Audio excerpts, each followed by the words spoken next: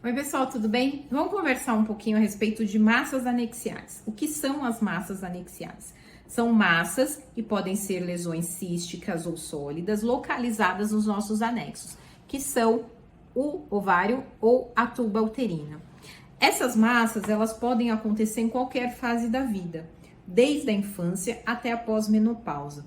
Varia muito em relação à incidência, então, e em relação à gravidade. Então, geralmente, nos extremos da vida, quando eu estou muito jovem ou sou uma mulher com mais de 50 anos, tende a chamar mais atenção para que essas massas não sejam normais, que elas tenham alguma característica que possa vir a ser um câncer. No meio do caminho, então, para as mulheres que estão na menacme, é muito comum aparecerem esse tipo de coisa, principalmente os cistos.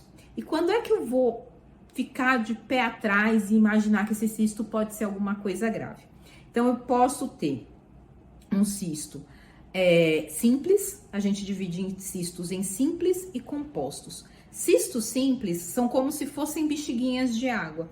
Então, eles têm uma capinha, que é um invólucro liso, sem trava, bonitinho, e dentro dele existe líquido, que é um líquido mais ceroso, ou pode ser até um líquido mais mucinoso.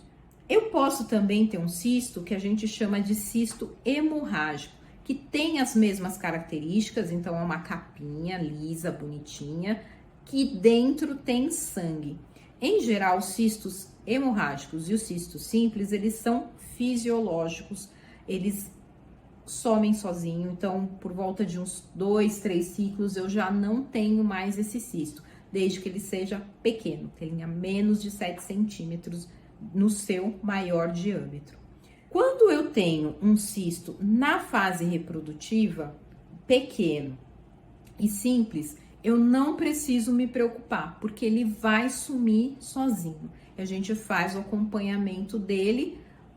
Nem tem, na verdade, assim, uma indicação formal de fazer acompanhamento, mas você pode fazer o acompanhamento dele na sua rotina normal, se você não tem sintoma. Então, eu não tenho nada, não sinto nada, descobri esse cisto por acaso, porque eu fiz um ultrassom e vi, ou fiz algum outro tipo de exame e vi, e eu vou simplesmente fazer acompanhamento de rotina. Se o cisto é simples, mas ele mas ele tem um tamanho maior, então ele tem mais de 7 centímetros, a gente começa a perceber que ele não é funcional, né? Ele não vai desaparecer sozinho. Então aí se faz o acompanhamento mais intenso. Preciso operar? Não necessariamente. Se é um cisto benigno, eu posso ou não fazer a cirurgia.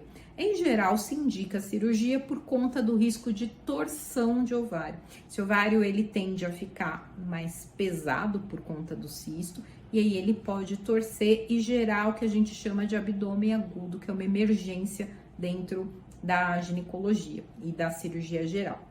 Agora, e se eu tenho um cisto que a gente chama de complexo? O que é um cisto complexo? É um cisto que tem algumas outras coisas junto, então não é só líquido. Eu posso achar uma vegetação lá dentro, eu posso achar uma massa sólida, eu tenho um cisto com muita trava, é um cisto feio, quando a gente vai ver no ultrassom.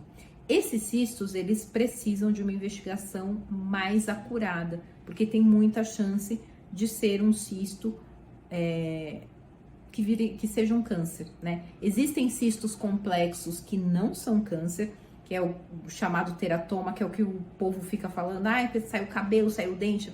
O teratoma, ele é um cisto complexo, mas ele é um cisto benigno. Mas uma boa parte desses cistos complexos pode ser câncer, pode ser um tumor maligno, então ele precisa de investigação. Como é que a gente faz essa investigação de cisto?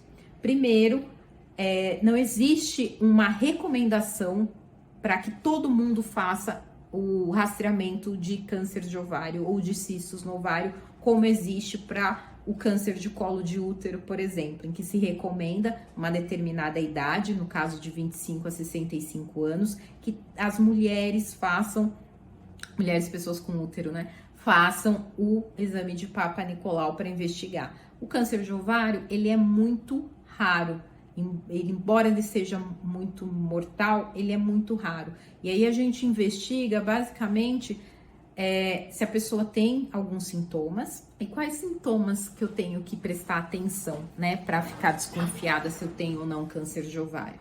Então, são sintomas, em princípio, gerais.